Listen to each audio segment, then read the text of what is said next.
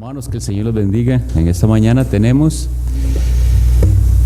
el estudio sobre la novena marca en la serie de las 9 marcas de una iglesia saludable. No va a ser posible terminar hoy el estudio porque hay más cosas que ver, pero vamos a tener entonces hoy el estudio sobre el liderazgo bíblico de una iglesia saludable, y de hoy en 8 les invito porque vamos a tener una bien interesante lección sobre cómo refutamos nosotros los modernos modelos de administración en la iglesia que incluyen supuestos apóstoles y profetas. Entonces nosotros que rechazamos esos modelos novedosos que no se usaron en toda la historia de la iglesia después de la era apostólica, tendremos que estudiar al respecto dentro de 8 días. Están invitados. Entonces vamos a abrir la escritura como motivación en Jueces 17:6.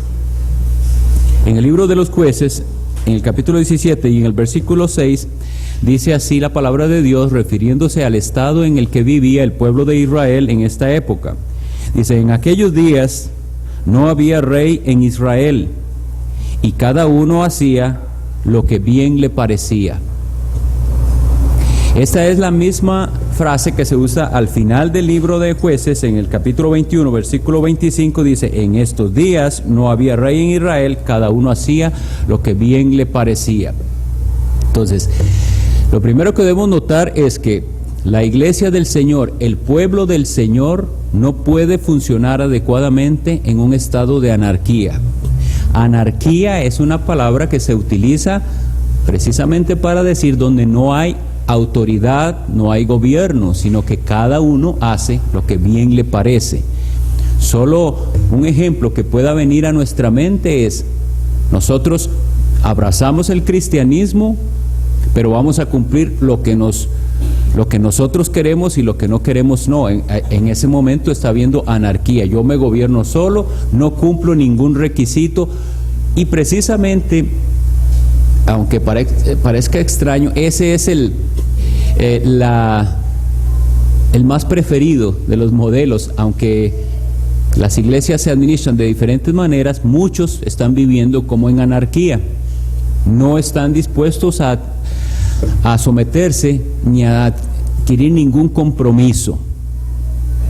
Entonces, las iglesias están funcionando pidiendo muy poco de los que asisten. ¿Y qué es lo que más importa en muchísimas iglesias hoy en día? Que aporten económicamente. Aportando económicamente para la causa, lo demás pasa a ser secundario. No estamos hablando de todas las iglesias, pero de algo que tiene a muchas iglesias enfermas: anarquía entre sus miembros. Otra cosa que podemos ver es, abrimos la epístola a los Efesios, capítulo 1, y leemos en los versículos del 21 al 23, que sí, Dios no nos dejó sin un rey. Estábamos viendo esa comparación, quiero hacerla porque esa fue una época en la que así se percibía, que no había quien les guiara. Eso sentía el pueblo de Israel: cada uno hace lo que bien le parece, y no es que no había la ley. Pero sin embargo, entonces nosotros no somos ese pueblo que vamos a hacer lo que bien nos parece, sino que nosotros somos un pueblo del cual dice la palabra de Dios en Efesios 1, 21, hablando de Cristo, el Señor, dice que lo puso Dios sobre todo principado y potestad, y poder y señorío. O sea, eso es la potestad completa. Y sobre todo nombre que se nombra, no solo en este siglo, sino también en el venidero. Y sometió todas las cosas bajo sus pies, y lo dio por cabeza sobre todas las cosas a la iglesia. Entonces, hermanos, tenemos claramente que nosotros no vivimos en una anarquía, sino que somos gobernados por un rey que es Jesucristo, la cabeza de la iglesia. Ahora bien, Jesucristo no está presente en nuestras asambleas locales. ¿Cómo hace Jesucristo para gobernar a su iglesia? Él dejó claramente cómo hacerlo. Vamos a leer el Evangelio de Juan 14, 21, y él describe cómo se comportarán sus discípulos. En Juan 14, 21 dice el Señor: el que tiene mis mandamientos y los guarda, ese es el que me ama. Esa es la frase que más me importa en el versículo. Entonces, Cristo dejó a sus discípulos mandamientos. Y esos discípulos van a mostrar que verdaderamente aman al Señor en el cumplimiento de esos mandamientos. Esto es solo a modo de introducción para que veamos que la iglesia no está dejada a su suerte. No es cuestión de nosotros como iglesia elegir qué es lo que más cómo es que nos gustaría organizarnos. No es así. La iglesia no se autogobierna.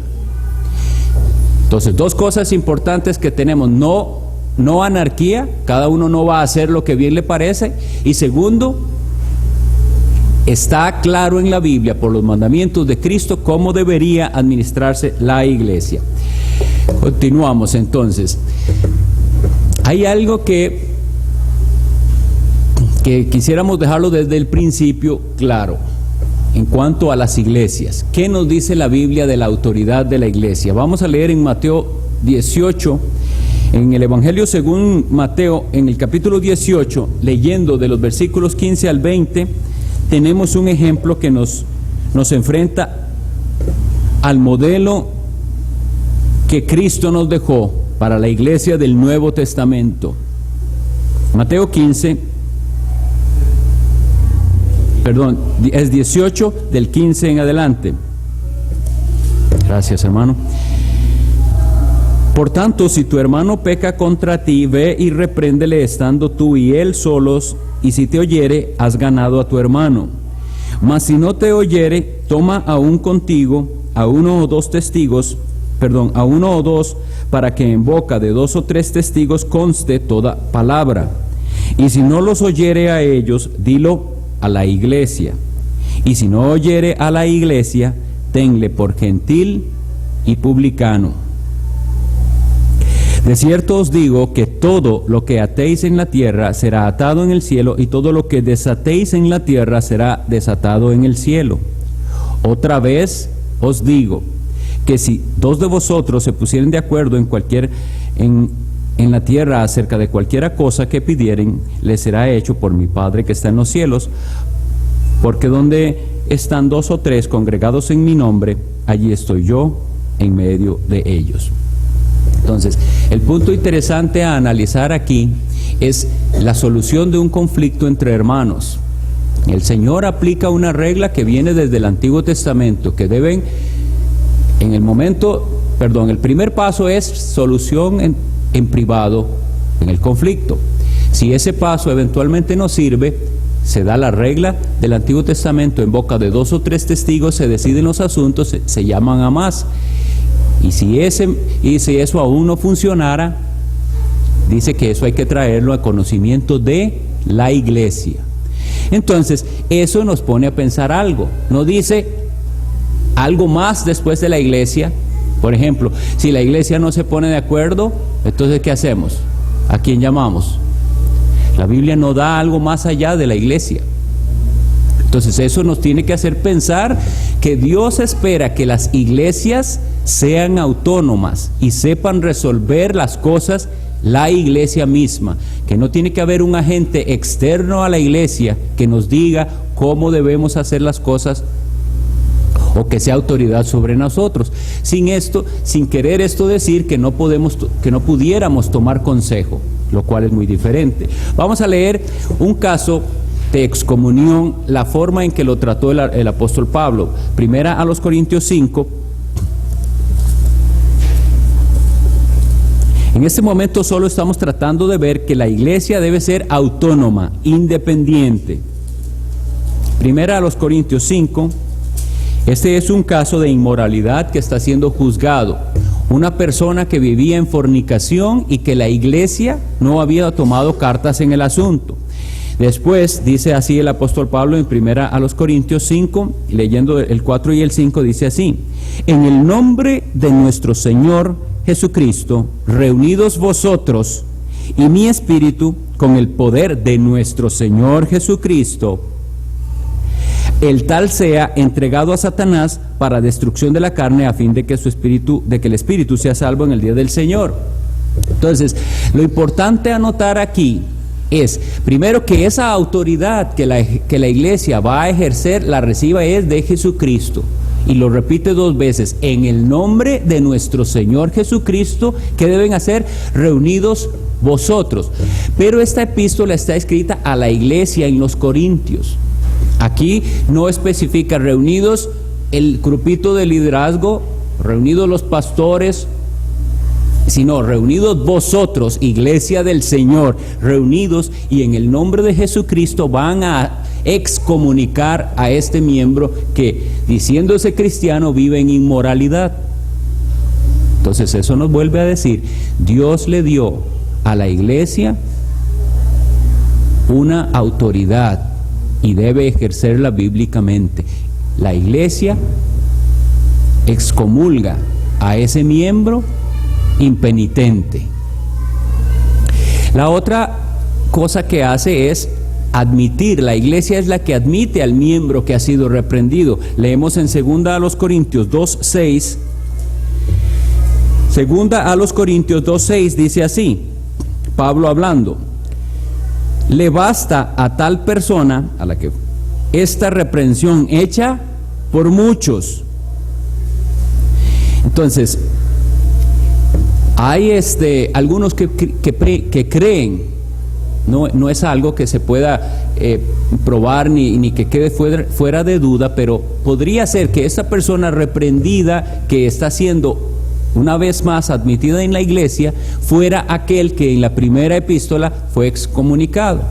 Pero independientemente de quién sea, lo que sí se sabe es que la reprensión la recibió no del pastor, no solo del liderazgo, no fueron ellos que lo echaron de la iglesia o lo reprendieron, digamos, sino que dice muchos. Es decir, la iglesia tiene que actuar como un todo en esos asuntos, tanto a la hora de cerrar la puerta como a la hora de volverla a abrir. Esta es la función o el ejercicio de las llaves que el Señor dio de su reino, que no podemos pensar, no es la interpretación católico-romana de que solo es un hombre, que es el obispo de Roma, el Papa, el que da la excomunión a alguien, sino la iglesia. La iglesia tiene la autoridad, como vimos, en el nombre del Señor Jesucristo. Entonces, esta parte es importante, mis hermanos. A veces somos negligentes en saber lo que nos rodea y en conocer cuáles son las otras formas en que las personas están interpretando, los creyentes, porque son creyentes, interpretando la Biblia para sus diferentes modelos de gobierno eclesiástico. Gobierno eclesiástico significa la forma en que se administra y gobierna la iglesia de Dios. Entonces, hay un modelo que nosotros le llamamos el modelo jerárquico. Y la palabra es clara, porque hay jerarquías. Unas personas tienen una posición más alta que otros y otros más alta que otros, hasta llegar, por ejemplo, en el papado están los curas, que son presbíteros, luego un obispo sobre cierto distrito, luego un arzobispo, luego van los cardenales, hasta llegar a la autoridad máxima, que es el Papa. Ese es un modelo jerárquico que nosotros consideramos completamente contrario al modelo bíblico, en el cual los ministros del Señor son siervos del pueblo de Dios. Y además no hay infalibilidad en los líderes. Eso vamos a verlo ahorita, pero nosotros estamos no autogobernados ni regidos por otra cosa que no sea la Santa Escritura. Y esto lo tiene que tener muy claro la iglesia y el liderazgo. El modelo episcopal es el modelo de la iglesia de Inglaterra y el modelo de muchos metodistas, en los cuales también hay obispos. Y ellos entienden obispos a una persona que está sobre varias iglesias. El modelo presbiteriano, nuestros hermanos presbiterianos, que también funcionan, pensamos nosotros bíblicamente en cuanto a ancianos, pero ellos hacen una distinción entre los tipos de ancianos que tienen y además en la resolución de conflictos. Si la iglesia no se pone de acuerdo, hay entidades superiores a la iglesia, de manera que los delegados de la iglesia van a una asamblea general, y si aún así no se no se resuelve el asunto, pueden haber sínodos de iglesias.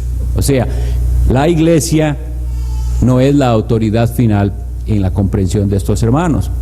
Hay un modelo que podríamos, o quise yo llamarle aquí el modelo congregacional democrático. El autor que estamos estudiando es Mark Dever. Él no contempla la diferencia entre el modelo congregacional y el independiente, pero yo sí considero que es bueno hacer una distinción porque muchas personas han entendido el modelo congregacional erróneamente y entonces piensan que congregacional significa democrático en el sentido de que la iglesia es la que decide por voto todas las cosas. Ese sería un modelo congregacional extremo. El que nosotros defendemos es un modelo de que la iglesia debe ser independiente, con estos versículos que vimos que Dios ha dado autonomía a esa iglesia, pero regido por ancianos con las cualidades que ahorita vamos a ver y estudiar, y tales ancianos con el apoyo congregacional. Hay una frase que quise poner aquí que es muy cierta, dice el pastor Mark Dever, que en última instancia toda forma de gobierno involucra el congregacionalismo. ¿Por qué? Porque las personas son los asistentes, los miembros a la iglesia son los que en última instancia están aprobando con su presencia y con su apoyo económico a la iglesia.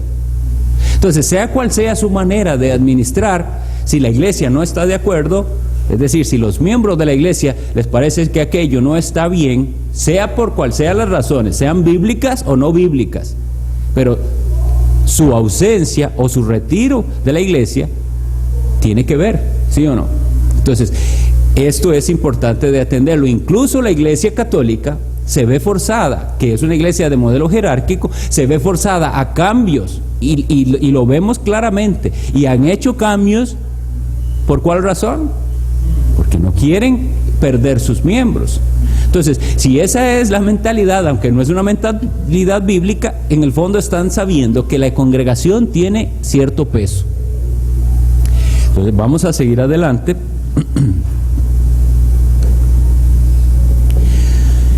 Entonces vamos a reflexionar sobre algo. Yo puse aquí la utopía. Esta palabra utopía lo que significa es lo que sería ideal para muchos. Eso es, utopía es el sueño de cómo funcionarían las cosas perfectamente. Una comunidad para muchos sin autoridades es la utopía.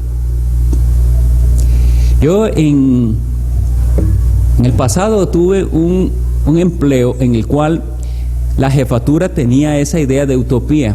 ¿Qué les parece esto? Yo soy el jefe, pero nunca le digo a nadie qué hacer y yo confío que cada uno va a hacer lo que le toca y que nunca tenga yo ni que reprender a nadie, ni llamar la atención, ni medir resultados.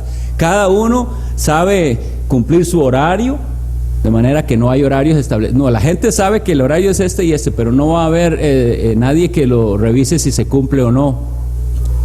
La gente sabe cuáles son las horas de almuerzo y de café, pero nadie va a revisar esto. Eso es lo ideal.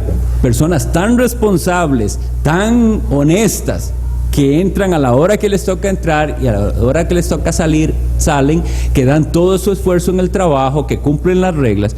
Tal cosa es una utopía, o sea, es un modelo que solo en sueños funciona. ¿Por qué? Porque el ser humano es un ser caído. Entonces, ni siquiera un cristiano que tiene a Cristo se comporta en la mayoría de las veces intenta cumplir como el Señor le manda, pero el pecado remanente nos hace a veces ser deshonestos en hoy tengo pereza, hoy no voy a hacer, hoy sí voy a hacer menos, etcétera. Entonces sí tiene que haber regulaciones, y si eso estamos hablando en cuanto a el trabajo, el empleo o la educación, que tienen que haber reglas, lo mismo en la iglesia de Dios. Vuelvo a explicar el ejemplo con una escuela. ¿Una escuela funcionará sin reglas Un colegio podrá funcionar sin que haya director. Tiene que haber un timbre o una campana o algo que diga a qué hora comienzan y terminan las clases. Tiene que haber un orden y una regulación para esos estudiantes. Así que esta es la realidad y es necesario. Pero en la actualidad hay un rechazo hacia la autoridad, desde los niños hasta los mayores. De hecho, los niños están rechazando la autoridad y los jóvenes porque sus padres también son rebeldes y no se someten a la autoridad. Si nosotros tomamos la costumbre de siempre criticar las autoridades, sabremos que nuestros niños no van a respetar nuestra autoridad ni la autoridad superior. Y la Biblia nos manda a someternos y a respetar a las autoridades y a los magistrados. Aunque usted votara por él o no votara por él, Dios no está poniendo eso como condición para que usted respete al magistrado y esa autoridad puesta por Dios. Tan importante es esto de entender que cuando Pablo dio estas instrucciones a la iglesia, ¿saben quién estaba gobernando el imperio romano? El más malvado de los emperadores, Nerón. Y Pablo no hizo la excepción como diciendo, respeten a todos los gobernadores menos a este que es tan malo. No, es por soberanía de Dios y por su decreto, y no estamos diciendo que esté haciendo bien, pero vamos a someternos en todo lo que no contradiga la ley de Dios a esa autoridad. Entonces, ¿por qué estoy hablando de autoridad? Porque el gobierno de la iglesia necesita reconocimiento de autoridad.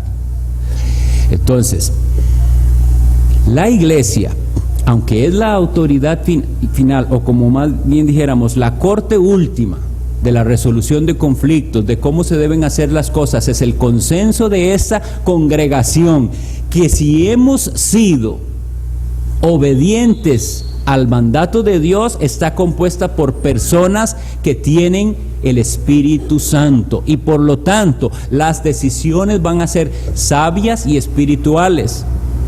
Pero entonces, aquí viene la consecuencia de la desobediencia, de admitir tantos miembros inconversos, personas que no tienen a Cristo realmente, que están gobernados por su carne, por rencores, por rencillas, por odios, por carnalidad, por mundanalidad. Entonces, en una iglesia con muchísimos inconversos, a la hora que toman una decisión, y si es por votación, va a ganar el mundo. Por eso es que si seguimos el modelo correcto, esa congregación va a dar el consentimiento para la elección de los oficiales que cumplen con las características que Dios ha dicho y se van a someter voluntariamente a ese liderazgo. Así es como va a funcionar. Entonces, los líderes no son infalibles, deben entender que trabajan para Dios. Vamos a leer en la primera epístola a los Corintios, en el capítulo 3 y en el versículo 9.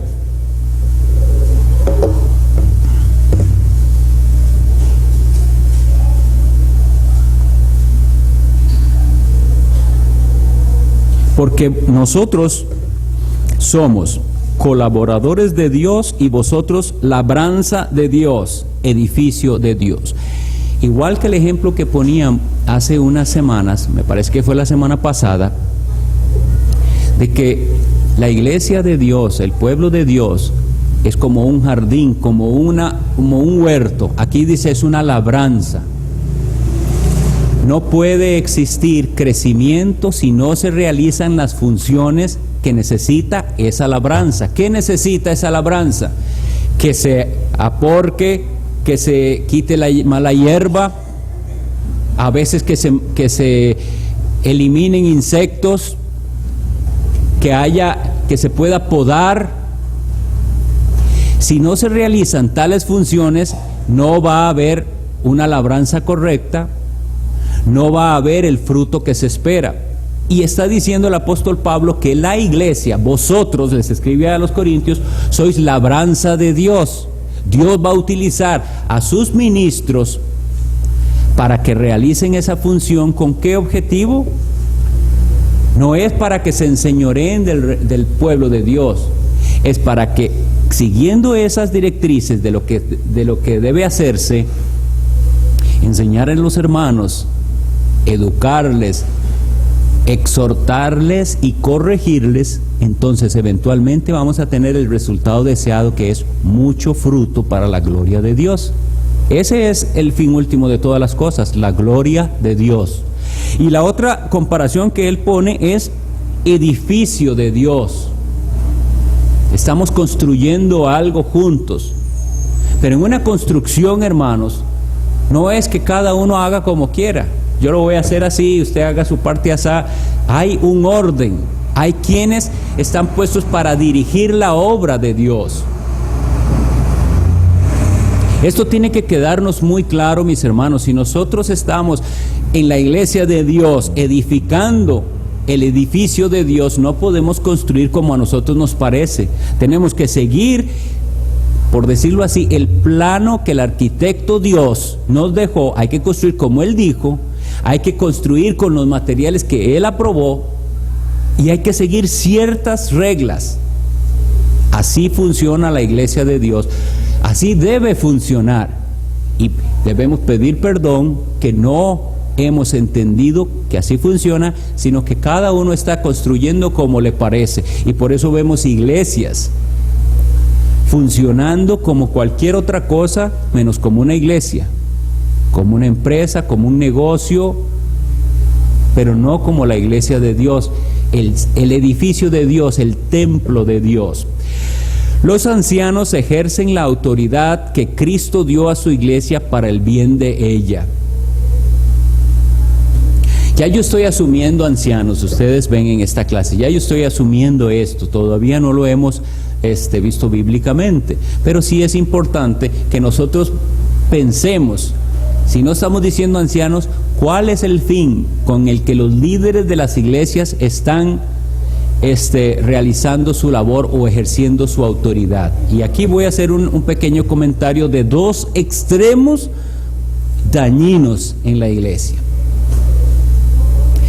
El número uno es ese del cual les hablaba. Las personas no quieren someterse a ninguna autoridad.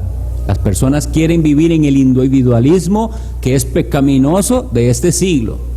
Yo, como muchas veces he repetido esa frase, pero es que me parece que lo define también. Yo no me meto con nadie para que nadie se meta conmigo. Si usted tiene esa filosofía, no debe ni unirse a ninguna iglesia y probablemente ni es cristiano. Nosotros nos unimos a la iglesia porque nosotros estamos involucrándonos con otros que también aman a Cristo y pidiéndole, hermanos, involúcrense conmigo porque yo lo necesito a ustedes, necesito de ustedes, y eventualmente que los dones que el Señor me haya dado a mí sean de bendición para ustedes. Pero si no hay esa actitud, ese es el primer extremo malo, el querer vivir un cristianismo individual. No hay miembros sueltos, somos miembros los unos de los otros en el modelo bíblico, pero hay otro modelo que no rechaza la autoridad, sino que más bien se va al otro extremo, y esto lo han propiciado también los líderes de las iglesias, que se llama una fidelidad ciega. Lo que diga el que está en el púlpito, lo que diga el predicador y el pastor, es pecado cuestionarlo, o el pastor, o el ministro, o el sacerdote, quien sea. Y esa es la mentalidad que abunda. No cuestionan al que está explicando la Biblia, no estudian la Biblia, sino que sus críticas se basan simplemente en preferencias. Tenemos que entender esto. La gente toma esa forma de pensar, de no cuestionar nunca lo que se les enseña, porque es lo más cómodo. Así ellos no tienen que ir a la Biblia a estudiar. Entonces, simplemente lo que les parece lo toman, lo que no les parece no lo toman, tomando ese versículo fuera de contexto de que de examinarlo todo, retener lo bueno, y entonces así viven muy felices pensando que ellos van a determinar lo que les gusta lo toma y lo que no les gusta lo toma. Eso no es así. Hay una responsabilidad de nosotros como creyentes de ir a ver ese tema y debe preguntarse el hermano, la hermana que tiene una diferencia con lo que estudió con lo que el pastor o el predicador expuso, debe decir, ¿cuánto has estudiado eso? Ya pasaste horas en la Biblia, ya tiene todo anotado su estudio bíblico para reunirse con otros hermanos y sacar las dudas. Porque simplemente no es una cuestión de ir en contra o de me parece o no me parece. Entonces, ambos extremos tenemos que quitarlos. Los de los que quieren vivir a su manera y no se sujetan a nada, y los de que más fácil me sujeto a todo lo que digan y así no tengo que yo estudiar la Biblia. Esto ha sido aprovechado por muchos hoy en día y entonces dirigen al pueblo y a veces en cosas que son extra bíblicas, y eso es lo peligroso. Pero de hoy en 8 vamos a hablar un poco más de eso. Entonces el liderazgo bíblico, hermanos, es ser gobernados como iglesia por ancianos con el consentimiento de la iglesia local. O sea, la iglesia local, no otros externos a la iglesia son los que ponen a los siervos del Señor, sino la iglesia local es la que da su consentimiento. Seguimos adelante. Entonces, vamos a abrir la escritura en el libro de los Hechos de los Apóstoles, capítulo 20. Aquí vamos a ver algo muy interesante.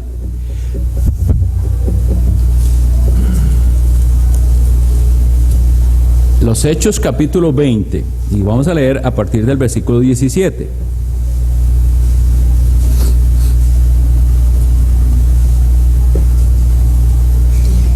Este tema, mis hermanos, no se puede dar en una lección. Es un tema que abarcaría mucho y gracias al Señor vamos a ser instruidos en esto después. Pero sí es necesario que sepamos que en la Biblia los términos ancianos, presbíteros, pastores y obispos corresponden a uno y el mismo oficio. Vamos a leer Hechos 20 del 17 al 28 para tener una idea. Dice: enviando pues desde Mileto a Efeso, hizo llamar a los ancianos de la iglesia. Entonces vamos a tener en mente, ¿a quiénes llamó Pablo? A los ancianos de la iglesia. Cuando vinieron a él les dijo: vosotros sabéis cómo me he comportado entre vosotros todo el tiempo, desde el primer día que entré en Asia, sirviendo al Señor con toda humildad y con muchas lágrimas y pruebas que me han venido por acechanzas de los judíos. Y como nada que fuese útil he rehuido de anunciaros y enseñaros públicamente y por las casas, testificando a judíos y a gentiles acerca del arrepentimiento para con Dios y de la fe en nuestro Señor Jesucristo. Ahora he aquí, ligado yo en espíritu, voy a Jerusalén sin saber lo que allá me ha de acontecer, salvo que el Espíritu Santo por todas las ciudades me da testimonio diciendo que me esperan prisiones y tribulaciones. Pero de ninguna cosa hago caso ni estimo preciosa mi vida para mí mismo, con tal que acabe mi carrera con gozo y el ministerio que recibí del Señor Jesús para dar testimonio del Evangelio de la gracia de Dios. Y ahora, he aquí, yo sé que ninguno de vosotros, entre quienes he pasado predicando el reino de Dios, verá más mi rostro. Por tanto, yo os protesto en el día de hoy, que estoy limpio de la sangre de todos, porque no he rehuido anunciaros todo el consejo de Dios. Vamos a terminar con este versículo que sigue, que hay que poner mucha atención. Pablo, hablando a los ancianos, les dice: por tanto, mirad por vosotros y por todo el rebaño en que ¿quién? El Espíritu Santo os ha puesto por obispos para apacentar la iglesia del Señor, la cual Él ganó por su propia sangre. Una de las cosas que dificulta el entendimiento de muchos, o realmente de cualquiera que nos pongamos a estudiar este tema, al respecto de la administración de la iglesia, es que cuando estamos leyendo esto, había apóstoles designados por Cristo mismo, con las características del apostolado. Entonces las iglesias tenían una forma de hacer las cosas cuando ellos estaban. Pero ahora que Pablo está dejando a esa iglesia, vean qué interesante. ¿Qué les dice Pablo? Pidan por otro apóstol, elijan ustedes un apóstol. pidan que Dios ordene a un nuevo apóstol. ¿Qué es lo que les dice? Él habla a los ancianos y primero se pone el apóstol como ejemplo de todo lo que hizo. ¿Para qué? Para que ellos sigan ese ejemplo, y siendo los ancianos, a ellos les dice en el versículo 28 que tienen que mirar por ustedes mismos. Esto es muy importante. Por eso es que en el modelo bíblico hay pluralidad de ancianos, porque dice: mirad por vosotros mismos. Los pastores ven por el rebaño, pero ¿quién ve por el pastor? En el liderazgo plural existe la bendición de que los pastores se animan, se pastorean y se cuidan unos a otros. Es siguiendo este ejemplo. Mirad por vosotros mismos, cuídense, mis hermanos, les dice a los ancianos, cuídense ustedes y cuiden del rebaño, en que el Espíritu Santo, y esto es importante, ellos son receptores de un don del Espíritu Santo. ¿Y qué es ese don que los puso? ¿Qué es esa tarea que el Espíritu Santo dio a los ancianos? Ser obispos. Entonces, para apoyarnos un poquitito en el griego, la palabra anciano y presbítero corresponde a lo mismo. Presbúteros en griego es anciano. Puede ser un anciano de edad, pero en este caso no necesariamente, sino alguien de experiencia y dotado de esa sabiduría que le hace ser anciano. Presbúteros, es un presbítero. Pero dice que ustedes, presbíteros, han sido puestos por obispos. Y la palabra obispo en griego es episcopos. Episcopos significa sobreveer, o sea, supervisar. Alguien ha traducido también, podría ser, ¿saben qué es un superintendente? O sea, yo tengo que estar supervisando que las cosas se hagan bien, y eso es lo que hace un obispo. Vigilancia de que las reglas se están cumpliendo, vigilancia de que nadie esté siendo necesitado de ayuda y no la esté recibiendo, vigilando de que alguien no esté rompiendo las reglas obstinadamente y no recibiendo reprensión, vigilando que el débil esté siendo bien alimentado y confortado. Entonces esa labor de vigilancia es el obispado, obispos. Pero la siguiente palabra es la que nos ayuda a ver que todos los conceptos de los que hablamos, anciano, presbítero, obispo, resulta que es lo mismo que pastor. Por el siguiente verbo, para apacentar la iglesia del Señor, la cual Él ganó por su propia sangre. El verbo apacentar, porque aquí tengo la palabra, es poimaino, así se dice en griego, apacentar, y corresponde a lo que hace un pastor. Apacentar es cuidar las ovejas, darles de comer, cuidar a los que están enfermitas, cuidar a las pequeñitas, etcétera. Toda esa labor de apacentar es lo que hace un pastor. Entonces vemos que Pablo les dice a ellos: ancianos, ustedes son obispos y ustedes son pastores de la iglesia del Señor. Y les hace algo muy importante: recuerden que esa iglesia sobre la que ustedes han sido puestos da las diferentes cosas que ellos hacen. En episcopos está una cuestión más de vigilancia, de superintendente, de supervisor, y en pastor más de cuidado, ¿verdad? Pero les dice, eso que ustedes tienen que hacer, que el Espíritu Santo los puso y les puso ese cargo, recuerden que ese rebaño no es de ustedes, es la iglesia que el Señor compró con su sangre. O sea, responsabilidad y media. Muy grave es que las iglesias del Señor, es decir, que tantas ovejas de Cristo están siendo dejadas a la merced de lobos, que muchas ovejas de Cristo están casi muriéndose de hambre porque en las iglesias no se les alimenta, como el ejemplo que ponía hoy hace 8, los padres que solo dan golosinas a sus niños no los aman, son irresponsables. Lo mismo los pastores que entretienen a la gente en las iglesias y no se preocupan verdaderamente por su salud espiritual.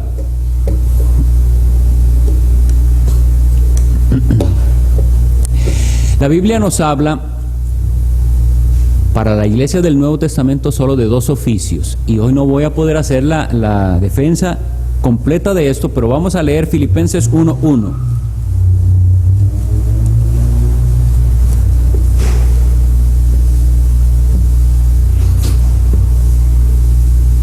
En Filipenses 1:1 escribe Pablo y Timoteo, dice: Pablo y Timoteo, siervos de Jesucristo, a quienes escriben, a todos los santos en Cristo Jesús que están en Filipos. Bien, o sea, la iglesia de ahí. Y él añade, con los obispos y diáconos.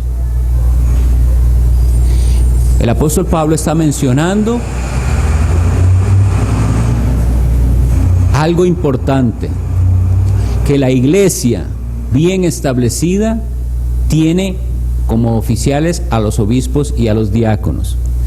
Pero es importante, ahorita vamos a leer en Tito, que la iglesia, para ser iglesia, no necesariamente tiene sus obispos y sus diáconos. Los debe tener una iglesia bien establecida, pero no es de ellos que depende que sea iglesia.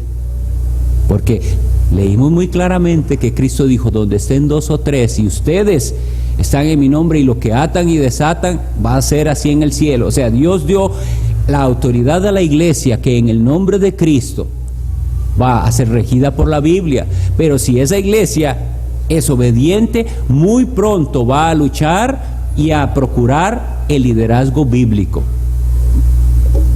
Vamos a leer en Hechos 6,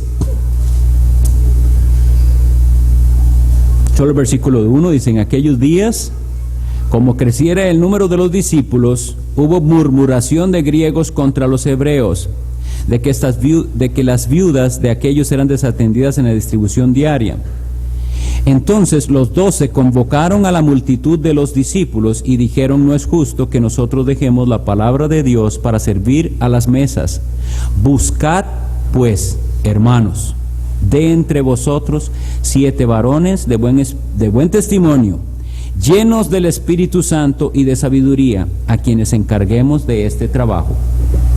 Muy poquito puedo hablar al respecto, pero hermanos, los apóstoles no dijeron: voy a encargar a este y a este, sino: hermanos, busquen entre ustedes, pero les voy a decir las características. Y vean qué interesante: para servir comida se ocupa ser lleno del Espíritu Santo, si no quiere que eso dé problemas.